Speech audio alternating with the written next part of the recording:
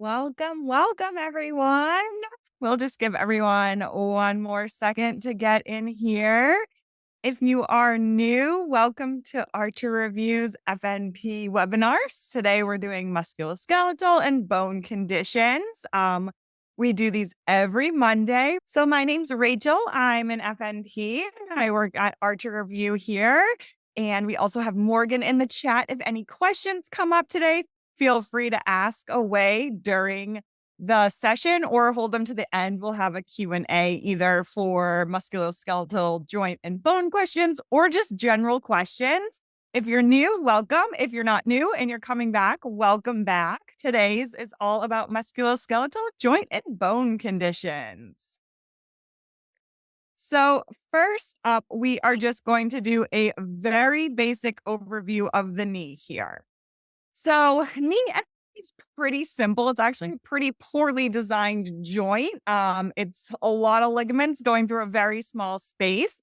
The main ones I like to focus on are the ACL, the anterior cruciate ligament. So you can see that one kind of comes right through the kneecap there. And this is a very common one that, football players tear a lot in non-contact injuries, soccer players, even runners, something very small like just flipping can tear your ACL. It's a pretty abrupt thing. If you've ever seen it happen, they go down to the ground right away.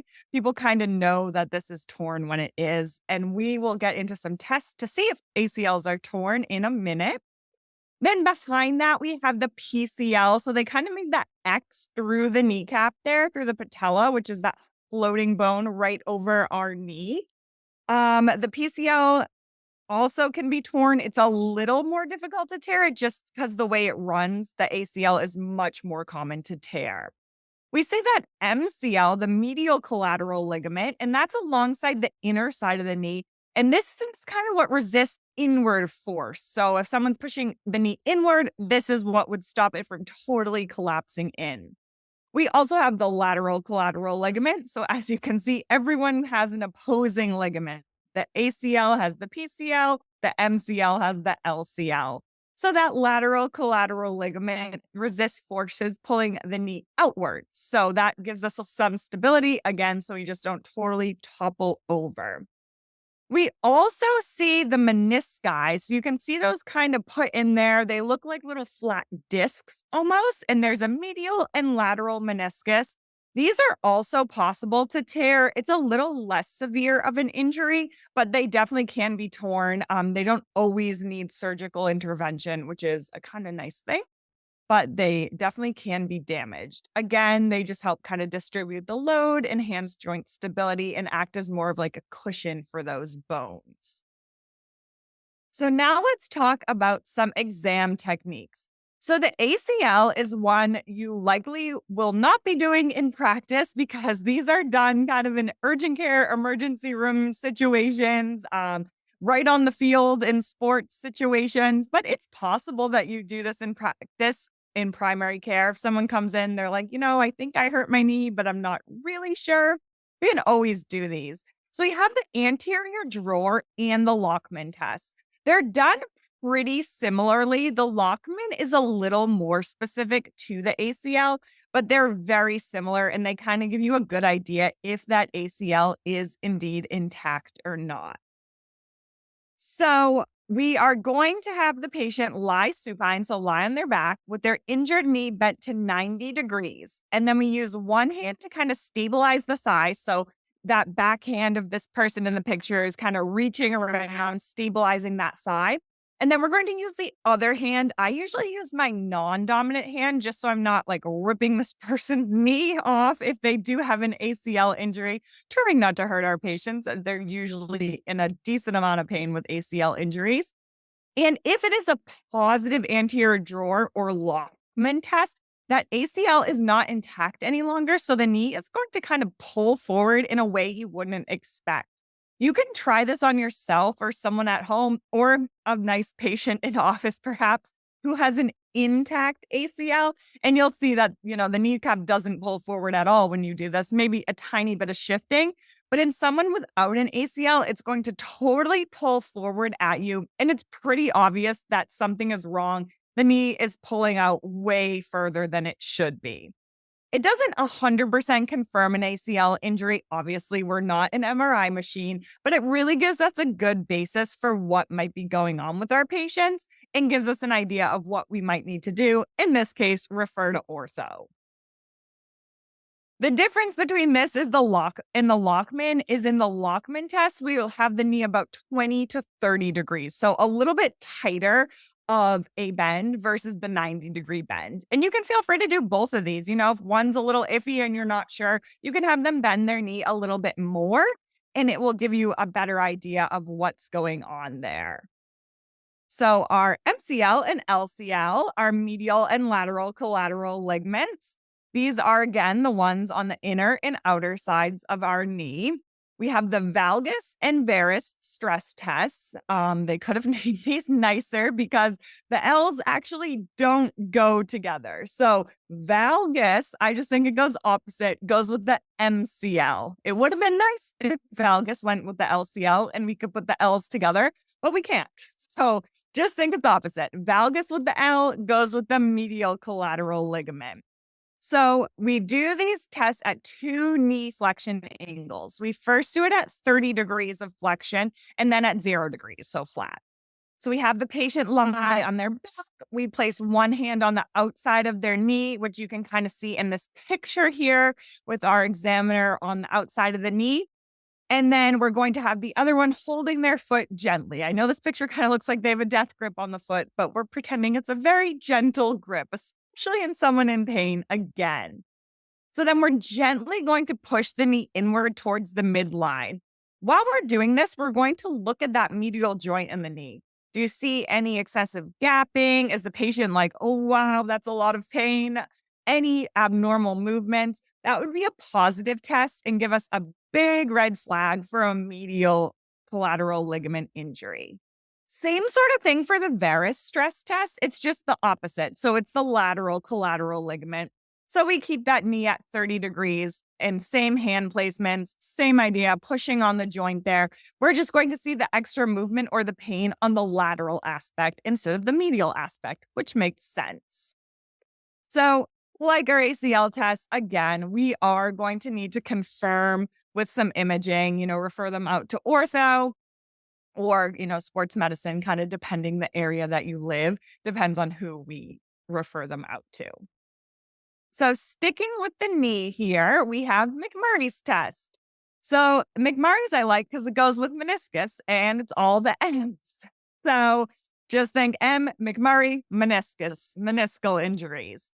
So we're going to have patients lie on their back and bend their knee to 90 degrees like this. So right above their hip there, you can see that first position, nice and high. Then we're going to use one hand to support the sole of their foot. So you can see I have a good grip on the sole there. And we're going to slowly extend the leg. While we're doing that, we are going to rotate inward and outward, which is what this arrow is showing us. So as we're doing this, we're listening this time. So we're not going to really see that much extra movement with a torn meniscus, but we're going to hear things. And what we're going to hear are any clicks, pops, anything like that. That's your hint for a positive McMurray sign.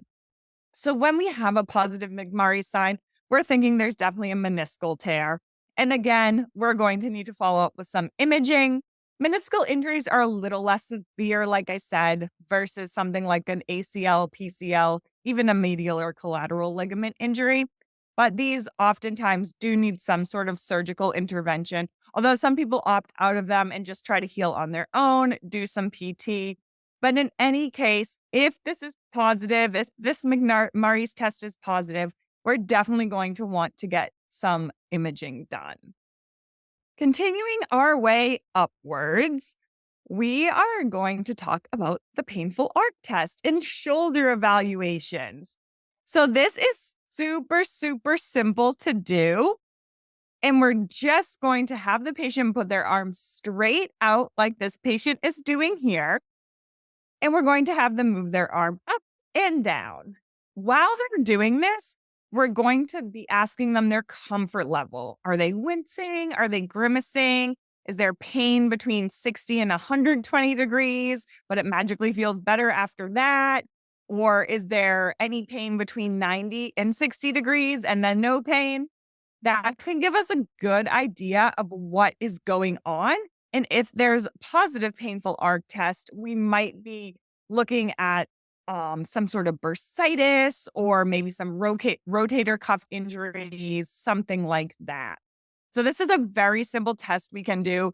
And again, it's not very specific. There are a million things that can be causing pain like this, but it really can help us rule in or out any sort of injuries with the rotator cuff. But then we're, again, going to need that imaging. And just like Morgan put in the chat, if you have any questions along the way about knee injuries, knee evaluations, shoulder evaluations, anything random that comes up, you can put it in the chat or you can hold it to the end too. That's totally fine and be happy to answer questions at the end. But you're free to put them in the chat if they come up sooner. We can also do something called the drop arm test for this rotator cuff injury, which again is exactly how it sounds. They drop their arm. So we have the patient put their arm right above their head and try to slowly lower it. When this happens and they have a rotator cuff injury, the arm cannot be lowered slowly and it will drop. So drop arm test. That again cannot tell us 100% there's a rotator cuff injury, but it definitely can lead us to the right sort of location of the injury or what we might be looking for in imaging. Because remember, when we're ordering imaging, if we're even going to order imaging, sometimes it's easier just to refer out and have ortho order the imaging. But a lot of times, if we can start to get the ball rolling on that MRI, by the time they see ortho, they will have had their MRI done, and then they will be able to get a quicker diagnosis and a quicker treatment. It kind of depends on your area of practice, your specialty, your abilities, insurance, all of that. But ideally, we have them get some imaging done prior to seeing ortho. So now we have one final test for these shoulders. This is the Job or the empty can test. This is a little bit more involved than the other two because we have two people now who are going to be helping our patient do this. So we use this test again to assess part of the rotator cuff, that supraspinatus tendon, otherwise known as part of the rotator cuff. Especially when we're on the hunt for rotator cuff tears, we're really trying to narrow it down to what tendon, what muscle is being affected. So we're going to have the patient sit or stand with their arms raised to 90 degrees and their thumbs pointing down. So you see their arms are turned outwards and their thumbs are pointing down. Now, this might alone be uncomfortable for patients. And if that's so, we might already be thinking a rotator cuff injury. However, if they can tolerate the thumb pointing out and down, we're going to gently apply resistance, pushing down on their raised arms while they try to keep their arms straight out. If there's any pain or weakness, that's something that would give us a red flag for, again, a rotator cuff injury, and ordering that MRI or ortho may be warranted. So while we're here, let's just talk about the rotator cuff. So for the rotator cuff, I like to think sits. So we have the supraspinatus, infraspinatus, teres minor, and the subscapularis. So SITS sits. Those are the muscles that make up the rotator cuff. So the supraspinatus is the top of the shoulder blade, right up by that scapula. The function of the supraspinatus is to lift away from the body. So abduction, just think abduct, take away. So the supraspinatus helps initiate abduction. All of these help with shoulder joint stability. Although, again, the shoulder is a pretty poorly designed joint. There's a lot going on and not many strong bones to stabilize it, which is why shoulder injuries are so common. Just evolutionarily, we did not develop great shoulders and knees as a species. But we can do things to help stabilize, like, lifting weights, working out, building those muscles to help stabilize those joints. Although then you get to the point of doing too much and we stress them, but that's a whole nother webinar in itself. So back to the rotator cuff, the supraspinatus is abduction. Just think it takes things away. The infraspinatus, which is a little bit lower than the supraspinatus, is primarily responsible for external rotation And again, helps with that joint stability. So supraspinatus, abduction, infraspinatus, external rotation. Then we have the teres minor. And just like in its name, minor, it's a pretty small muscle. So it's just an assister. It assists in the external rotation. So the teres minor, I like it in the acronym right next to infraspinatus because that's the guy that it's helping out. It's just helping with that external rotation. Then the subscapularis is an assister in internal rotation. And the subscapularis is on the anterior surface of the scapula.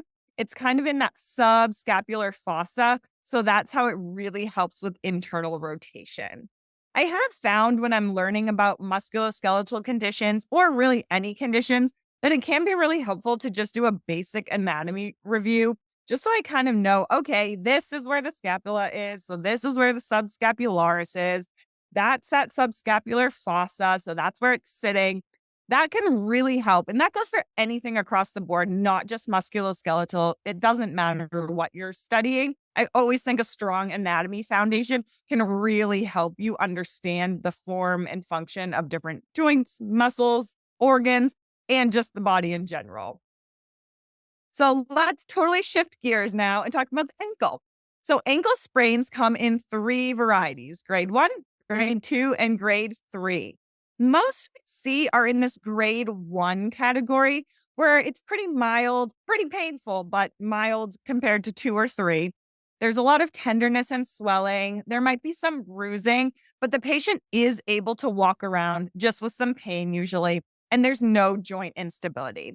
These ones, we really lean on that RICE acronym. So rest, ice, compression, elevation. So we have them stay off their ankle as much as they can. We might give them a very small, like ACE wrap or just stabilizer splint just to keep it in place while they're healing. The grade 2 ankle sprains are a little more serious. This is where we see a partial ligament tear. These patients are definitely in a lot more pain than grade 1. And there is some instability as well. These patients also have some trouble bearing weight. So they might need crutches for the time being. They might also need a referral for that ligament tear. Although a lot of times in grade 2, the ligament will eventually repair itself. The kind of bad thing about ligaments is they don't get great blood flow. Tendons and ligaments don't get great blood flow. So although they tear quite frequently, they can't heal very quickly due to that lack of blood flow. Finally, we have grade 3. These are complete ligament tears. So these are very painful. These patients have significant pain. They have swelling, bruising, along with complete joint instability because it's torn and inability to bear weight. So these patients are not up and walking around. So grade 1 might be walking around. Grade 2 probably needs some crutches. Grade 3 definitely should not be on that ankle because the ligament is completely torn. These patients might even need some surgical intervention to help repair their ankles. Let's move on to some fractures now. What is the fracture? Well, fancy name for a broken bone, and we have some specific ones we're going to go over here. We have a Cole's fracture. So a Cole's fracture is a broken radius. This is a fouche injury, which is a really fun way to say on outstretched hand. This is something we see a lot of times in the older adult population, a little more unstable. People who live in cold climates like myself may fall on ice, and that is definitely a recipe for a fouche injury, that fall on an outstretched hand. So a lot of times we see these Cole's fractures where we see that broken radius because naturally, as you're falling, you're going to put your hand out and your radius is going to take the hit. Hip fractures are some things we always want to be thinking about, especially in the older population, anytime they have a fall. And this can be even a really small fall. So they could have fallen just, out of a chair, so not very far. We always want to be thinking about hip fractures. Hip fractures can really be detrimental to health, and they may lead to muscle atrophy, infection, and then pressure injuries. There are some studies that patients with hip fractures do have a higher morbidity and mortality rate than other patients. So this is a time where we really want to be doing good patient education about safety at home, no loose carpets, nothing on the floor, good lighting, all that good education to avoid falls and hip fractures. Worst of all these three fractures is pelvic fractures. So these are really serious and really only happen as a result of trauma generally. So motor vehicle accidents or really traumatic falls. There's a lot of complications that can come with pelvic fractures. If you think about it, your pelvis is a really large bony structure in your body, really second to like your shoulder scapula area is the pelvis. It's really a stabilizer. So when that breaks, there's a huge risk for complications like bleeds and infections. Back to some more, musculoskeletal-esque conditions. We have a Baker's cyst. So this is a fluid-filled sac behind the knee. These are pretty easy to diagnose. If you've ever felt one, you just reach behind the patient's knee and they say, yep, that's where I'm feeling that inflammation or that discomfort. It's a Baker's cyst.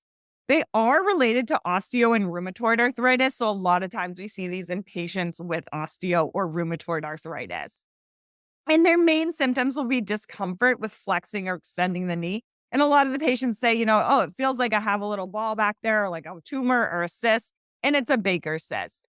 The good news is they usually go away on their own. We can diagnose this on exam. We might do an ultrasound or MRI, but usually we just say, you know what, this sounds like a Baker's cyst, looks like a Baker's cyst. So we can just do a diagnosis based on that. And like I said, they usually go away on their own, although they can be uncomfortable.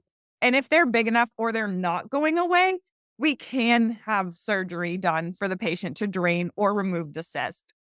Sometimes with cysts, they need a full surgery because draining's not enough and they don't get that true root, so it grows back. To help with the discomfort, we can always just do NSAIDs or general pain relief and have them, stay off of their knees for a little bit. So no running, skiing, those sort of things, no skateboarding, anything that's going to irritate that area. Our next condition is a pretty easy one to identify, both on exams and in practice. The patients will say, I feel like I'm stepping on a pebble all the time, and there's nothing in my shoe, there's nothing in my socks. So Morton's neuroma is just a thickening of the nerve. You actually can feel these once in a while, although more often than not, you can't feel them, and you just have to go off the patient's description. And the causes are just what you think they might be of this nerve thickening, this nerve irritation. Tight shoes, especially patients who wear high heels a lot and there's a lot of pressure on the ball of their foot all the time, they're pretty prone to Morton's neuromas. Truck drivers actually are because they're pressing on the pedal.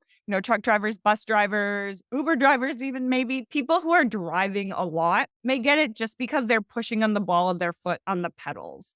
And the symptoms are the pebble in their shoe feeling, pain, sometimes tingling, and we can diagnose this on a physical exam and their symptoms. Rarely this needs surgery. More often than not, we just give them more supportive shoes, perhaps have them see a podiatrist, and they can get some corticosteroid injections just to stop the inflammation. It's not going to cure it. The real cure is either surgery or resting and not putting as much pressure on the ball of their foot. But the corticosteroids can help with that inflammation that's associated with it. Shifting totally to epicondilitis, we have medial and lateral. So medial epicondilitis is often called golfer's elbow because the golf swinging motion is a way that you can get this. So medial is the inside of the elbow, golfer's elbow. And we diagnose this on exams, X-ray, MRI. A lot of times this will go away on their own. However, if they're like a professional golfer or they're golfing all the time or doing that motion all the time, they may need steroid injections or physical therapy. Lateral epicondilitis is tennis elbow. Just think T and lateral, T for tennis. That's an easy way I like to remember them because otherwise I sometimes get them confused. But just think the way you swing a golf club is towards your body, where the way you hit a tennis racket is more away from your body. So that's the outside of the elbow. Same treatment as medial epicondilitis, where we're going to have them rest perhaps do some physical therapy, some strengthening exercises, and then maybe some steroid injections. Epicondilitis can be kind of a pain because it takes a while for it to go away. So we really want to stress to these patients that they really need to be resting, trying not to play those sports, or if they are, going easier on that area. They could wear some like supportive ACE wraps or some sort of sleeve. However, the epicondylitis is inflammation. So it's really just a waiting game to wait for that inflammation to go away. Sticking to the upper extremities, we have carpal tunnel syndrome, which again is super common in our day and age of everyone being on their phones and computers, myself included. So this is a compression of the median nerve in the wrist. And the causes, there can be various causes. Overuse of the wrist is the most common. People who type all day without proper wrist support, or texting, which pretty much everyone does. If you're texting a lot or, writing long emails on your phone, you may get carpal tunnel syndrome. Some other causes are pregnancy and obesity. Pregnancy, interestingly enough, can just be a cause due to the inflammation in the body. And these patients usually get better after they're not pregnant. Obesity can be a cause just again due to inflammation in the body. More inflammation overall leads to more inflammatory conditions in the nerves like carpal tunnel syndrome. The symptoms are pretty specific and easy to diagnose. So they usually say they have pain, tingling, especially in the thumb, middle, and index fingers. So kind of those first three, if you were to count out on your hand, that gives me big red flags that this is carpal tunnel syndrome. Sometimes carpal tunnel syndrome is also called CTS. So if you ever see CTS, just know it's carpal tunnel syndrome or carpal tunnel. We can diagnose this on physical exam, the Phelan's test, and Tinel's sign. So Phelan's test is what we call the backwards prayer hand. So I'm going to demonstrate right now. You just push your hands together like this and hold them for 30 seconds. And when you do that, the patient's going to say that they have some pain. You can also have them just do regular prayer hands like this and really give a good push, and they might have the pain or the tingling in their thumb, first and second fingers. Tinel's sign is just a tapping of that medial nerve. So again, we take the patient's hand and we just tap right here, and they're going to say, oh, yep, that's causing the inflammation sign that they're experiencing, either the pain, the tingling, or the numbness. Treatment is pretty basic. We use NSAIDs. Again, this is an inflammatory process. We may also have them splint. An interesting thing about carpal tunnel syndrome is some patients get it because they sleep with their arms tucked up into their body or really flexed inward. In that case, we can actually have them wear their splints to bed to help keep their arms straight and thus reduce their symptoms. More severe cases we can refer out, but this is typically a self-limiting process where we can kind of eliminate the aggravating factors and the patient will feel better.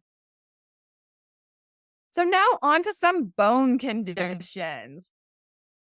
A really big one for your boards and for practice is osteoarthritis. Osteoarthritis is also known as degenerative joint disease, or DJD. I know ortho loves to just call it DJD, so if you ever see that in a patient note, it's all it means, osteoarthritis. Risk factors for this include being female, obesity, joint use or trauma, family history. So a lot of times they say, oh, my mom had osteoarthritis, my dad had osteoarthritis. They're at a higher risk of having it. And then anyone over age 45, just due to the normal aging process. The symptoms of osteoarthritis are pretty slow onset. There might be like one-sided joint pain. Pain lasts less than 30 minutes in the morning, and it gets worse with activity. We might also see a reduced range of motion, and then Bouchard's and Heberden's nodes. So Bouchard's nodes are at the proximal interphalangeal joint. So the PIP, it's called. So that's the closer one to your body. And Heberden's nodes are at the dip. So that's the distal interphalangeal joint. This is another time where really basic anatomy can come in handy. But just think, he is further away than me. That's how I remember it. And that's the Heberden's nodes at the dip, the distal interphalangeal joint, and Bouchard's at the pip. Sometimes on your exams, they will say Bouchard's or Heberden's nodes. Sometimes they might just say there's nodes at the distal interphalangeal joint or the proximal interphalangeal joint. So knowing both the names can be really helpful. Osteoarthritis is usually diagnosed on exam. It's pretty easy to diagnose, especially in patients who overuse joints. So, carpenters who are hammering all day, they may get that osteoarthritis right in their hands and their wrists because they're doing repetitive movements over and over and over. Treatment can be NSAIDs or acetaminophen, which is Tylenol. Kind of depends on our patient population, right? So we're not going to give NSAIDs in our older adult population usually. And for someone, with a liver disease, we're not going to give Tylenol. So in this case, it really depends on what our patient presentation is like. We may also refer these patients out for steroid injections, although that's not going to fix their bones or the joint itself. It can help relieve the pain and the inflammation that they are experiencing. Rheumatoid arthritis, on the other hand, is a chronic autoimmune condition. So in that case of rheumatoid arthritis, we typically see it in females and potentially people with it in their family or who smoke or who are overweight. But this is not due to overuse. This is an autoimmune condition where the body is attacking the joint itself. So in comparison to osteoarthritis, rheumatoid arthritis has a really fast onset and is bilateral. That is a really big giveaway that it's rheumatoid arthritis, both for your boards or in your practice. If it's bilateral joint pain, rapid onset, morning stiffness lasts kind of all day. It's not really morning stiffness, it's all day stiffness. Then we're thinking rheumatoid arthritis. There are also a couple deformities that go along with rheumatoid arthritis, which is swan neck deformity and boutonniere deformity. Swan neck involves both the pip and the dip. So it's proximal interphalangeal, that pip hyperextension, so away, and flexion of the distal interphalangeal joint. I can almost do it with my finger here so you can see it. It's extension of that proximal interphalangeal joint. It really goes further than what I can do, thankfully. I don't have rheumatoid arthritis. And then the flexion of the distal interphalangeal joint. So it kind of makes that wave, or the swan neck, named appropriately. The boutonniere deformity involves the pip and the dip as well, but it's where the finger is flexed at the proximal interphalangeal joint and hyperextended at the distal interphalangeal joint. So a little bit backwards. They're kind of opposites of each other. I find that students sometimes get thrown off because they think, oh, the dip and the pip are both involved osteoarthritis, but really listening to the question or reading the question, I guess no one's reading you the question, really reading the question and thinking about what it's asking is most important.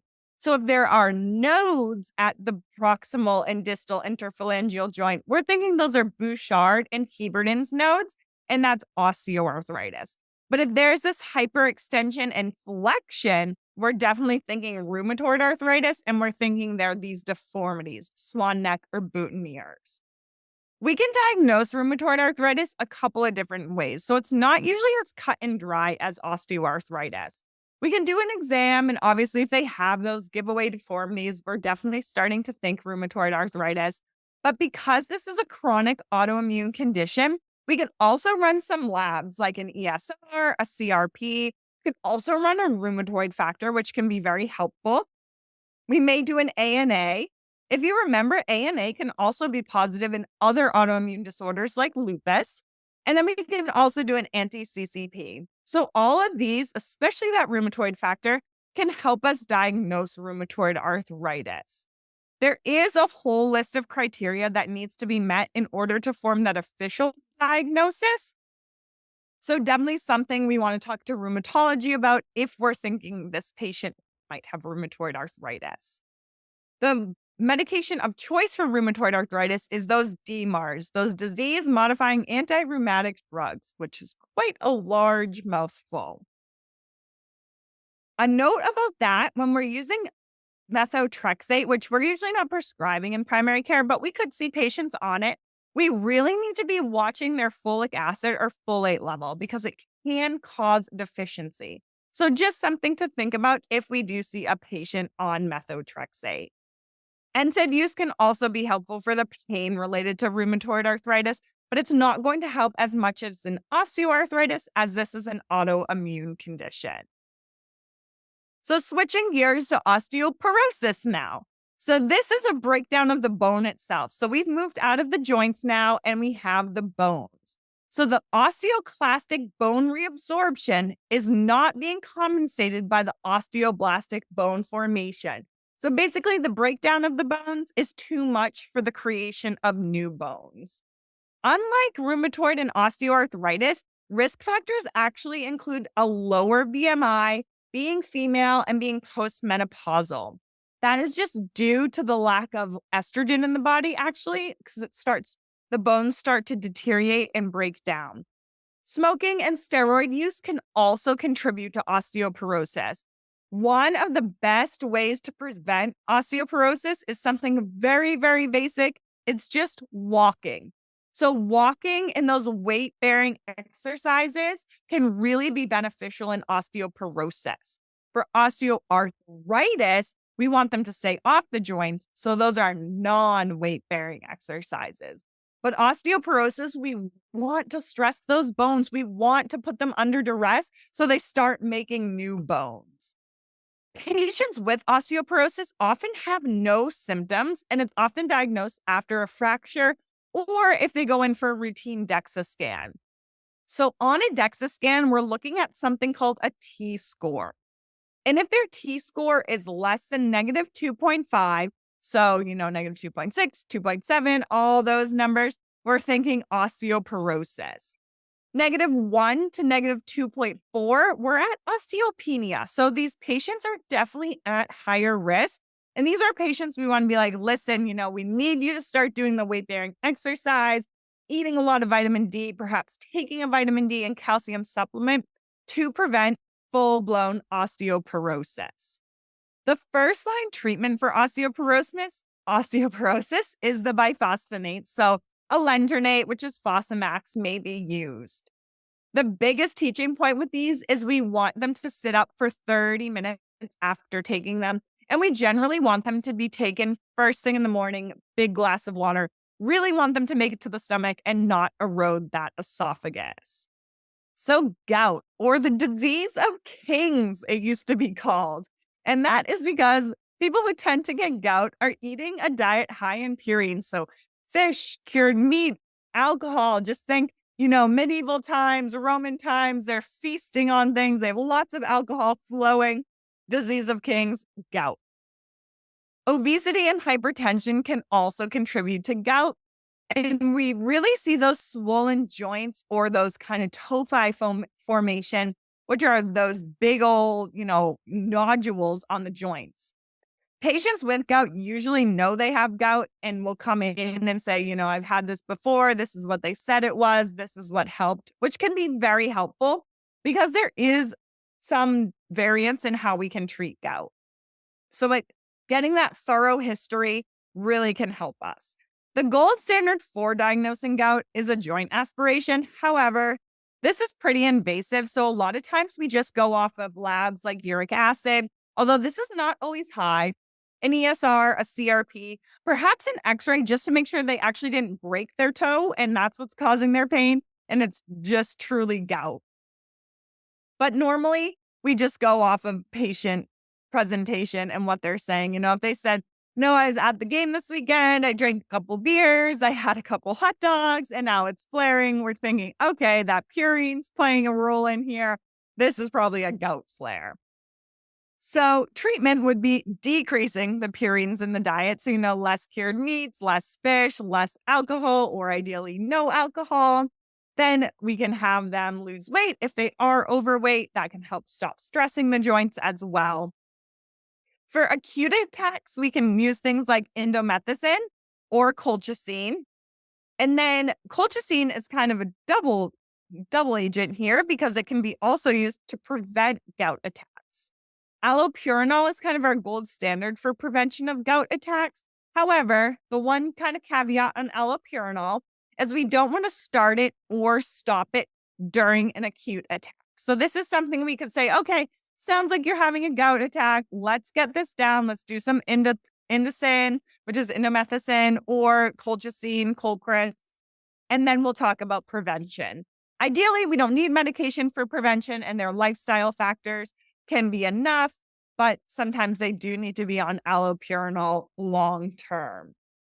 Bursitis now. So bursitis is just an inflammation of the bursae in the joints. This happens a lot, again, in athletes where there's an overuse of the joint or in other disease processes like rheumatoid arthritis, just due to that autoimmune factor, that stress on the joint, the inflammation overall in the body.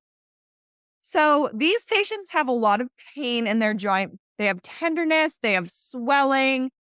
This can happen in a lot of different joints. So this can happen in the hips, it can happen in the shoulders, the elbows, even the ankles sometimes, although very uncommon to see bursitis in the ankles. More often those joints that are being overused. A lot of times patients who might have athletic jobs or jobs in sort of a service like cleaning or something like that, where they're using those elbows, using those shoulders in the same repetitive movement over and over, are at a higher risk for bursitis. Again, we're just going to do a simple exam, maybe an x-ray to make sure they didn't break anything. Again, x-rays are pretty cheap, although we do need to weigh the pros and cons of exposing our patients to radiation. And then we're going to offer treatment. Gold standard is just rest and physical therapy. And I know a lot of patients are apprehensive to go to physical therapy, but for something like bursitis, this really can be beneficial. It can help relieve the pressure on the joint. It can help with the inflammation. It can help them to learn different ways to move that joint for their job or whatever they need the repetitive motion for to avoid bursitis in the future. In extreme cases, we might see NSAIDs or injectable steroids used, which again, we're typically not doing in primary care. We're typically seeing those done in ortho or outside practices. But hold on to your hats because there's a twist to bursitis. There's septic bursitis. So this is kind of like the ugly, ugly stepbrother of bursitis. Risk factors for this one differ. So this is usually a direct puncture. So trauma, injury, I'm thinking a car accident, a very traumatic fall, an injury at a construction site, something like that, where there's a direct puncture of that bursae. So right in that joint, that opens the door to septic bursitis. And of course, like most things, staph is to blame. That pesky staph that's living on your skin gets inside and causes septic bursitis. So these symptoms vary a little bit more than just regular old inflammatory bursitis. These patients have swelling, tenderness, fever, which is giving you big red flags, and then that reduced range of motion. But anytime we're seeing fever with this localized swelling, I'm thinking some sort of microbial infection, not just regular old bursitis, which would not cause that fever. So again, we're going to do a thorough exam. This time I'm definitely running some labs. I'm trying to figure out why they have this fever with these symptoms. We can do an ESR or CRP, which are probably going to confirm there's inflammation. And then we can do a CBC. And in that CBC, I'm really looking at those white counts to make sure I'm not missing this big infection because we don't want them to go septic from septic bursitis. We, again, might do an x-ray to make sure there's no break. And then we can send them for a joint aspiration. So this is definitely an inpatient procedure. It might be quickest to send them through the emergency room, or if you have direct admitting power, to send them on up to have a joint aspiration and then potentially some IV antibiotics. Treatment is usually something like a clindamycin or doxycycline just to really kill off that staph. We usually level up from the penicillins, although it's possible to use penicillins, especially if the patient was pregnant or had some other adverse reaction to clindamycin or doxycycline. We might use those in those cases. But definitely septic bursitis is pretty rare, although it's something we need to be watching for in all of our patients. All right. So good timing now. We got through all our content for today. We're going to leave some time for a Q&A, and then I'm going to talk a little bit about our question bank. So if you have any questions, please send them on through. I'm happy to answer questions about MSK specifically, or Archer Review specifically, board prep, anything really. You can send them on. I'll answer them, or Morgan will answer them. So I'll give some minutes here, and then I'll just talk a little bit about our our offerings at Archer Review here. And next week we will have a full webinar on AANP and ANCC. And it looks like someone asked about getting the slides for this webinar. So we are actually going to upload this on our YouTube page, where we're sending all our webinars now. Definitely subscribe to that just in case you miss a webinar. You will be able to rewatch it. And then we are excited to be offering some courses coming up soon where you will see my lovely face as well as some of our other NPs. And in those, you'll have all the handouts. So it'll be very similar slides to this, broken down by body system. But yes, you can get the slides via our YouTube page. You can rewatch this. It will also live on Facebook as well for you to rewatch anytime. Check our YouTube and Facebook to see any other questions. Looks like we have a suggestion for a different time of Tuesday and Wednesday. We definitely are open to any suggestions, any requests on when webinars would be most convenient for you. We did do a little survey before out there on our Facebook and Instagram that most people preferred this evening time, which makes sense. A lot of people are working. But if you have any specific thoughts on it, always feel free to send them through. And definitely have your friends follow us on Facebook and Instagram. Again, we are building out our courses and our question bank. So we're super excited about that, to be offering it for our FNPs and AGNPs. And we will be offering these free webinars on Mondays right now. And we do hope to expand that. Let's see. Any other questions? Let's give it a couple more minutes. You are most welcome. Someone just said thank you. You're most welcome. We love sharing this knowledge. We're so super excited to be offering. If you might have been with us since NCLEX, maybe even the Ts, but now we're excited to expand into the FNP world or the AGNP world. Everyone, one more moment, and then I'm just going to talk a little bit more about Archer Review and then let everyone get on their way. Start the week off strong. All right. Well, if anyone has any other questions, please let me know. We can still see your questions, but I am going to talk a little bit about what we've got coming up for Archer Review FNP. And this actually works for AGNPs as well. You would just skip the pediatrics portion. So any FNPs or AGNPs this applies to. Right now, we have a question bank, super robust. I've been going through it question by question with my team of NPs to make it really reflective of AANP and ANCC. The questions really line up well. You can rest assured these are questions created by NPs who are working in the fields, who know the updated guidelines, and who have taken both AANP and ANCC. So you really know what the exams are looking for and what will best prepare you for practice. Like I said, our on-demand videos are coming soon. We are in the trenches creating those, again, created by FNPs who are working in the field. So again, most updated guidelines, most updated questions, ready for practice, and most importantly, before practice, passing your exams. And then we also are going to have a live review coming up as well. So this will be kind of like I call it a boot camp, but I don't want to scare you away with that. It will just be a live review of really the nitty gritty of what you need to know. Show up to that ready. You have gone through school. You're ready to take your exam. What do you need to know? Show up for our boot camp. So that will be coming soon. Please subscribe to our YouTube, follow us on Facebook and Instagram so you can stay up to date with all of those happenings because they are coming up so soon. As always, you can email us to fnp@archerreview.com. If you have any questions at all, you're not sure where to start, you're not sure which exam to take, something like that. Although next week we do have our review of AANP and ANCC.